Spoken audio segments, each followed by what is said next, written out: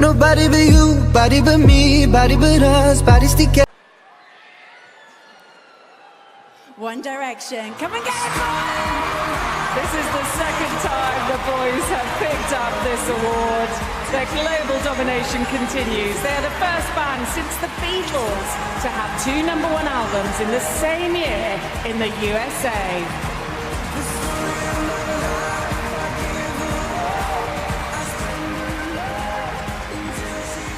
Start to formulate that you were going to leave? When did it start to get frustrating?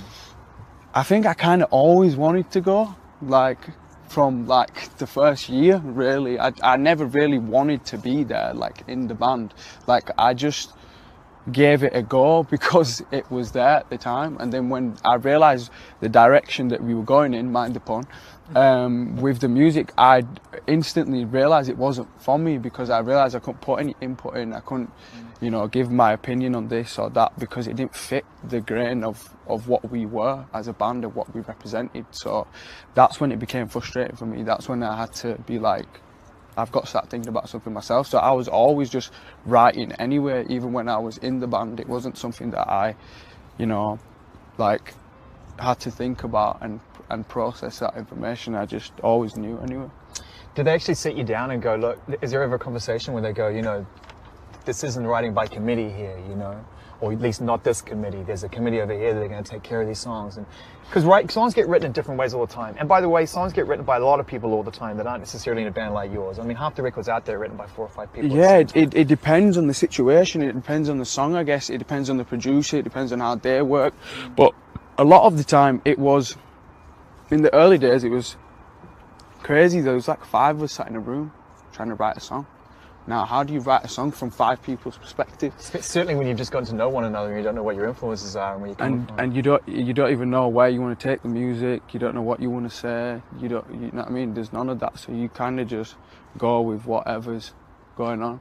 And I just didn't want to be like the person to say that I was right, because who am I to say that? It's tricky, isn't it? I mean, so democracy in a creative environment is tough, man. You got to really believe in the people, in what's going on. And if you don't believe in it, then people can see through that. Do you know what I mean? It's not genuine. Do you think anybody else saw it coming? Did anyone else notice? Did anyone call you on it and say you don't seem happy?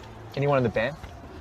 I think the boys kind of knew that in terms of the music, like that wasn't my cup of tea. Do you know what I mean? Like they knew that. They were aware of that, always, and they would try and like facilitate certain things for me so that I could sing like certain R&B ad-libs here and there, and that was nice. But like, obviously, I think they always knew that. It wasn't like a thing that they had to figure out. You know what I'm saying? It was always there. Anyone try and talk you out of it? No, not really. When I was leaving the band, they obviously didn't want me to leave, but they couldn't talk me out of it at that point. I'd already made my mind up, so I just just left. Remember when we met at boot camp? Yeah. I just saw you dotting around in a little beanie every day and just being like, hey, I'm Harry. Those were the days, man. Niall was the loudest person at boot camp, without fail. Wherever Niall was, there was a guitar, there was noise, and there was loads of people around him. And he was so popular. Yeah, I remember. When we first got together, there was always little clashes. Yeah. But there wasn't anything huge. Do you remember when we went to the coffee shop and Zane didn't turn up? And there was actually a serious conversation. Do you remember that? Yeah. There was a serious conversation about kicking Zane out the band. Oh my God. Imagine. Niall had... Give him a little bit. Zane wears his heart on his sleeve. Real family guy. Hey, listen, I'll tell you what, you're not wearing them when you're out with me. Alright, Mum, I'll talk to you later. I love you too. Bye. He's got a real big heart, even though he won't admit it. I don't like it. Don't like seeing it struggle like that in the net. Terrible. Who wants to come and wake Zane up? Oh, I hate this bit. He doesn't like to get out of bed. For you, maybe you love yourself like you sing.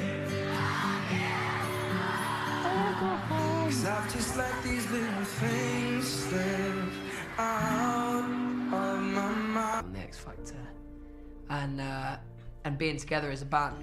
Zane, what's going to happen to One Direction now? We're definitely going to stay together.